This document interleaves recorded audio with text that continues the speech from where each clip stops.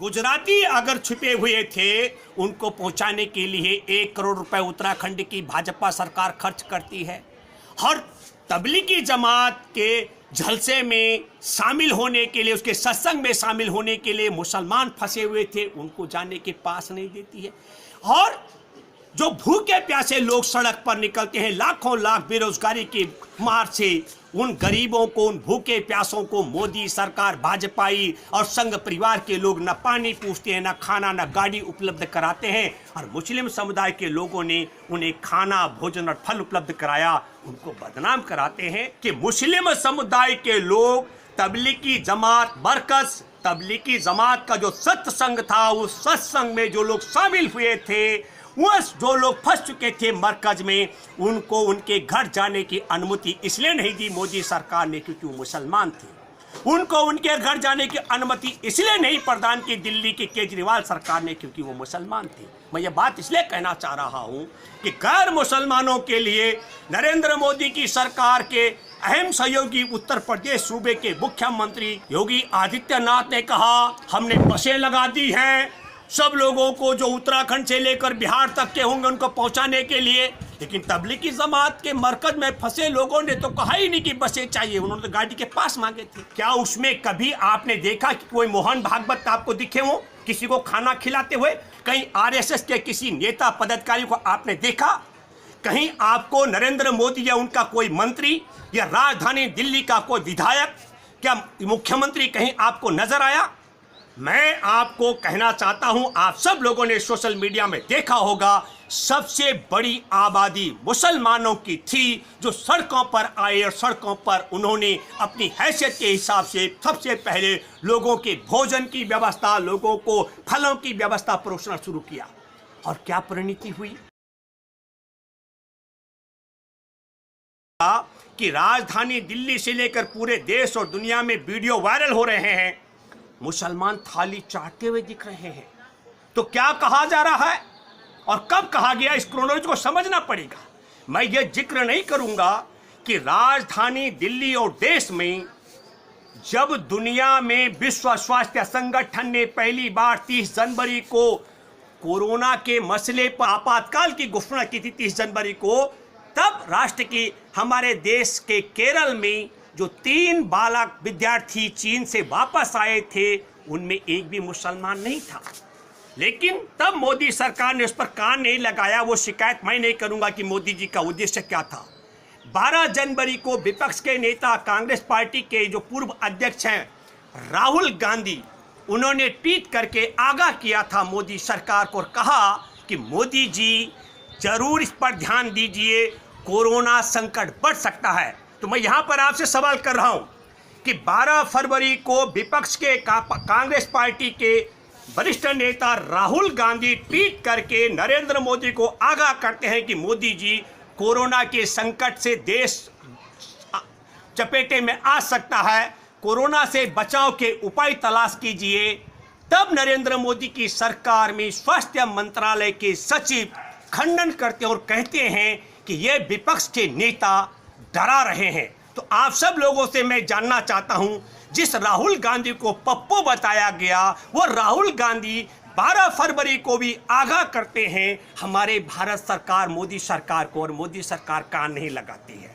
फिर 11 मार्च को विश्व स्वास्थ्य संगठन महामारी घोषित कर देता है और हमारे देश में मोदी सरकार भी विदेशों को वीजा देने पर प्रतिबंध लगा देती है, लेकिन कोरोना पर मुंह नहीं खोलती है। मैं ये बात इसलिए कहना चाह रहा हूं कि विश्व स्वास्थ्य संगठन में बैठे पदाधिकारियों को भी राहुल गांधी की बात का 1 महीने पहले 12 फरवरी को राहुल गांधी ट्वीट करते हैं और 11 मार्च को जाकर विश्व स्वास्थ्य संगठन कोरोना को महामारी घोषित करता है। इसका मतलब हुआ जिस राहुल गांधी को पप्पू कहा जाता है, उस राहुल गांधी की सोच न केवल मोदी और मोदी सरकार से बहुत आगे है, बल्कि विश्व स्वास्थ्य संगठन में बैठे बौद्धिक तबके से भी कई गुना ज्यादा आगे है। यह बात प्रमाणिक तौर पर है। यदि मैं गलत कह रहा हूं तो आप लोग अपनी टिप्पणी कर सकते हैं।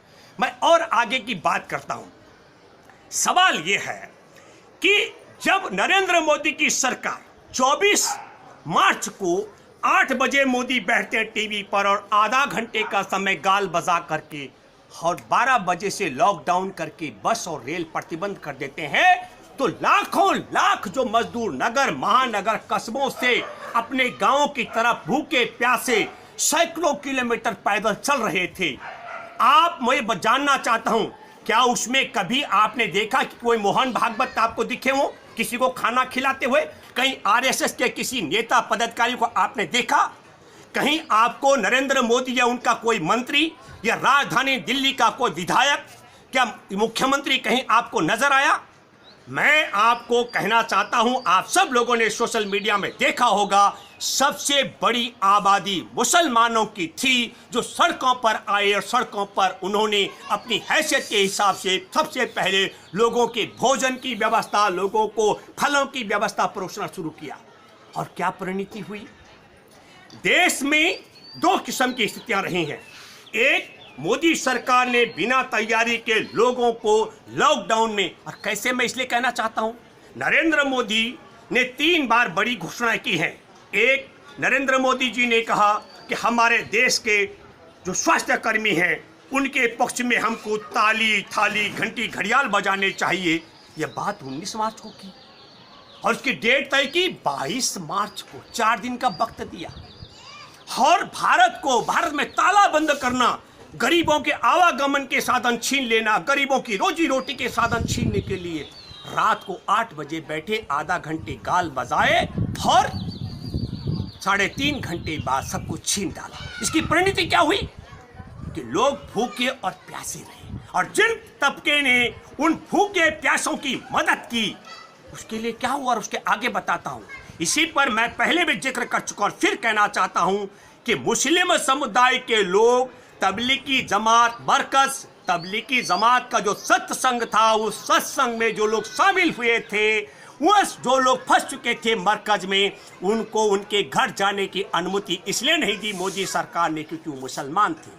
उनको उनके घर जाने की अनुमति इसलिए नहीं प्रदान की दिल्ली की केजरीवाल सरकार ने क्योंकि वो मुसलमान थे। मैं ये बात इसलिए कहना चाह रहा हूं कि गैर मुसलमानों के लिए नरेंद्र मोदी की सरकार के अहम सहयोगी उत्तर प्रदेश सूबे के मुख्यमंत्री योगी आदित्यनाथ ने कहा, हमने बसें लगा दी हैं सब लोगों को जो उत्तराखंड से लेकर बिहार तक के होंगे उनको पहुंचाने के लिए। लेकिन तबलीगी जमात के मरकज में फंसे लोगों ने तो कहा ही नहीं कि बसें चाहिए, उन्होंने तो गाड़ी के पास मांगे थे।